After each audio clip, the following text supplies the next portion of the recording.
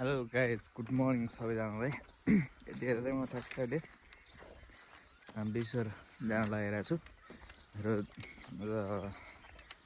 मेरो शरीरमा सामान्य समस्या भएको कारणले गर्दाखेरि उपचारको लागि म चाहिँ अहिले चाहिँ हस्पिटलमा लमजुङ सामुदायिक अस्पतालमा चाहिँ जान लाग्दैछु। यहाँ जो मेरो बाइकको हेलमेट छ तर यो एकदमै अलिकति समस्या भएको कारणले गर्दाखेरि चाहिँ त्यो कसरी रहेछ धेरै दिन भयो, महिना दिन जस्तै भएको कारणले गर्दाखेरि चाहिँ आखिर चाहिँ ट्याक्क गएर उपचार गरेर आउँ न त भन्नेले म चाहिँ जानु कहाँ हिँडिसकेको छु होइन। देख्न सक्नुहुन्छ यहाँ चाहिँ सरहरू मेरो गाउँको बाटो चाहिँ म चाहिँ जाँदैछु अहिले।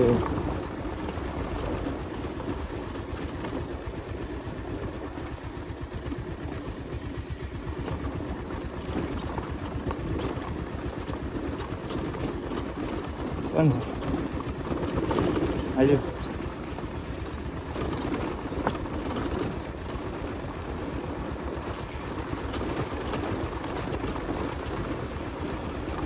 Hello guys welcome to my blog. तपाईँहरूले स्वागत गर्न चाहन्छु म सुजन सुनारको ब्लगमा। आजबाट चाहिँ आजको यो ब्लग चाहिँ मैले तपाईँलाई पहिले नै भनिसकेको थिएँ। यो ब्लग चाहिँ म मोटो ब्लगबाट सुरु गर्नेछु भनेर। आज चाहिँ मैले लगभग मोटो ब्लग चाहिँ सुरु गरेको छु। कस्तो हुन्छ के हुन्छ अझै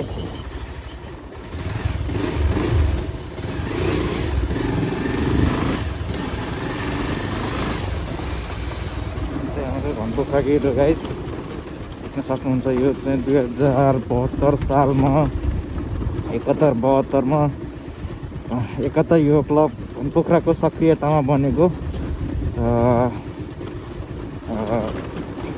निर्वाचन बनेको घनपोखरा प्रवेशद्वार हो। देख्न सक्नुहुन्छ तपाईँहरूले। सर मौसम पनि एकदमै दुई तिन दिन भयो मौसम एकदमै खुलिरहेको छैन। पानी पर्ला जस्तो डुम्म जस्तो भइरहेछ तर पानी पनि परेको छैन। आज म चाहिँ बिसर सामुदायिक अस्पतालमा आफ्नो चेकअप गराउनको लागि मैले आज कामबाट छुट्टी लिएको थिएँ। त्यही कारणले गर्दाखेरि चाहिँ म चाहिँ आज चेकअप गराउन जाँदैछु। के कस्तो हुन्छ ट्याक्क तपाईँहरूले भिडियो हेरेर प्रतिक्रिया दिनु होला।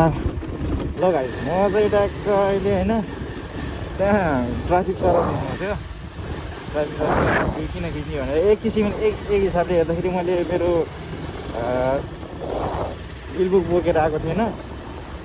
बिलबुक नबोकेपछि अनि एकछिन लफडाइ हुन्छ जस्तो लाग्थ्यो तर भएन। म सररै आएँ। उहाँले रोक्नु पनि भएन। लाइसेन्स चाहिँ छ मसँग। बिलबुक चाहिँ मैले भर्दैन होला नि त भनेर आएको थिएँ। यो चाहिँ हाम्रो बगैँचा टोल हो। अनि मैले आज चाहिँ पहिलोचोटि मैले यो खुदी बेसरको बाटोमा चाहिँ आज पहिलोचोटि चाहिँ ट्राफिक देखिरहेको छु। किनभने जुन हाम्रो जेएनजी आन्दोलनपछि चाहिँ यहाँ ट्राफिकहरू चाहिँ थिएनन्। खुदीमा चाहिँ बस्थे तर यो बाटोमा चाहिँ बस्दैनन्। आज चाहिँ बसाएर रहेछन्। आज फेरि मैले अनि बिलबुक नबोकिन आज बिलबुक छ मेरो बिलबुक पनि छ रिन्यू पनि छ सबै लाइसेन्स पनि छ सबै चिज छ तर मैले लाइसेन्स दिएर चाहिँ लाइसेन्स छ म त्यसरी कामले हस्पिटल जान लाग्यो भनेर भने। अनि यो कुरालाई चाहिँ म के गर्नु लाग्यो त्यसरी लाइसेन्स देखाएर हिँडेपछि म हस्पिटल जानु लाग्यो। मैले भनेछ अनि उहाँले ठिक छ अब यस्तो नगर भनेर त्यो चिट काट्ने चाहिँ के गर्नु भएन। किनभने चिनिरहेकै कुदीको भने सिधा चिनिरहेकै मान्छे हो नि त। अनि हाम्रो 50 मिनटको चाहिँ हाइड्रो पावर बन्दैछ।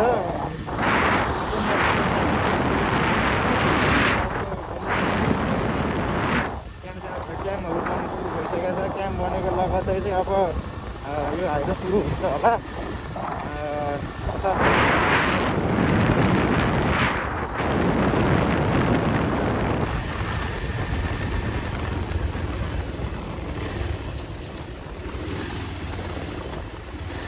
यो चाहिँ हाम्रो सरकारी बिल हाम्रो खरखरे बिल देख्न सक्नुहुन्छ यो वर्ष नै बर्खामा एकदम यहाँको यो मनाङ जोड्ने मूल बाटो हो त्यसले गर्दाखेरि यो वर्ष नै एकदम यसले यहाँको जनताहरूलाई लमजुङके जनतालाई जुन यो माथिल्लोपट्टिको भएको जनताहरू छन् उनीहरूलाई चाहिँ एकदमै गाह्रो पर्छ किनभने यो यहाँबाट माथिबाट सर्लक्क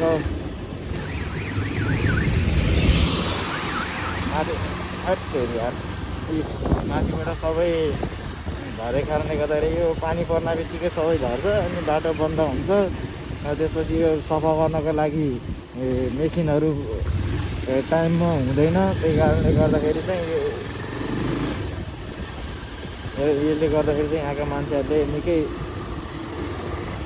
दुःख पाइरहेका छन् यो बाटो कि भएको यत्रो 2 वर्ष जति भइसक्यो तर पनि यो बाटो बन्न सकिरहेको छैन त्यो यो खरखरीलाई चाहिँ नियन्त्रण गर्नको लागि चाहिँ कुनै पनि किसिमको पहलहरू गइरहेको छैन अहिले चाहिँ यो पाइलिङ गरेर बनाउन लगाइरहेको छ तर पाइलिङ पनि अलिकति गहिरो गर्नुपर्ने हो लगभग 2-3 मिटर जति 2-2.5 मिटर जति चाहिँ मात्रै पाइलिङ गरेको छ त्यसले अब कतिको स्ट्रक्चर धान्छ भन्ने कुरा हो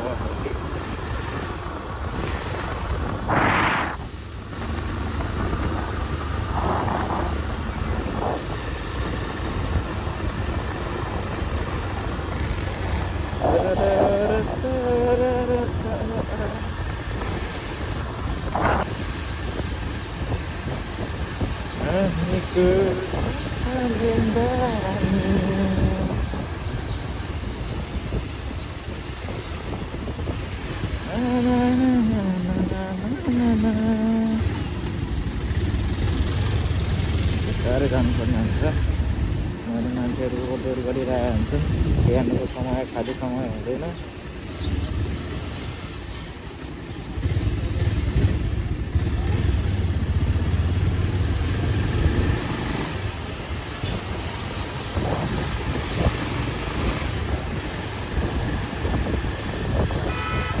बिस्तारै गए अवश्य पुग्छ छिटो गए भन्न हाम्रो लेफ्टतर्फ तल जान्छ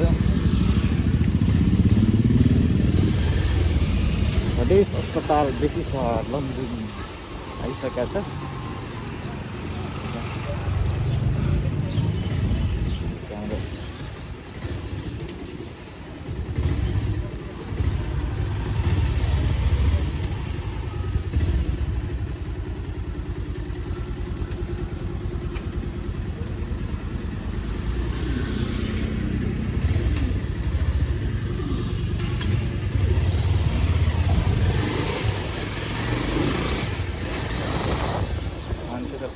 guys, yeah.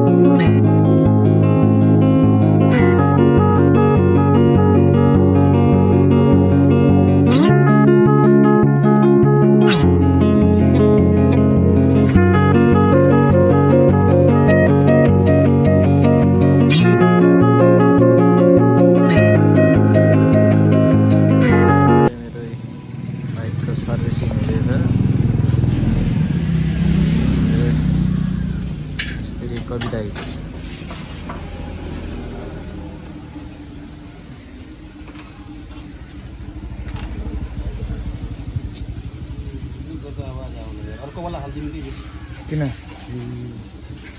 मोबाइल चाहिँ राम्रै झरेको छ यो मोबाइल झर्नु भनेको त राम्रै हो लगभग 2000 किलोमिटरमा यतिको मोबाइल झर्नु भनेको राम्रो। यहाँबाट अब हाम्रो खोजखाल गरेर चट्ट हिँडेर घरलाई चाहिँ सर्भिसिङ हुन्छ यहाँ। अब लागिसकेको छ, हातमा चाहिँ ट्याक्कै लागेको कुरा आइसकेको छ। कहाँबाट आयो भने लागेको, तर मेरो हातमा लागेको आइसक्यो। त्यहाँ देख्न सक्नुहुन्छ मेरो बाइक चाहिँ सर्भिसिङ हुँदैछ। यो चाहिँ हाम्रो स्मार्ट ग्यारेज हो गाइस, यहाँ चाहिँ हुँदैछ। यहाँ चाहिँ म चाहिँ यहाँनिर ट्याक्कै बसिरहेको छु मेरो बाइकलाई हेर्दै। यहाँ चाहिँ एकदम सर्भिसिङ राम्रो हुन्छ, मेकानिकहरू पनि राम्रो हुन्छ, राम्रो बनाइदिनुहुन्छ। मेरो चाहिँ यहाँ बाइक च्याट्ट सर्भिसिङ भइसकेर हाम्रो कवि दाइले चाहिँ धोइदिँदै हुनुभएको छ है। ए टल्काउँदै हुनुभएको छ। यो चाहिँ हाम्रो ग्यारेज हो, स्मार्ट ग्यारेज बसेको बाइक बनाउनु परेमा यहाँनिर चाहिँ हाम्रो हेड मेकानिक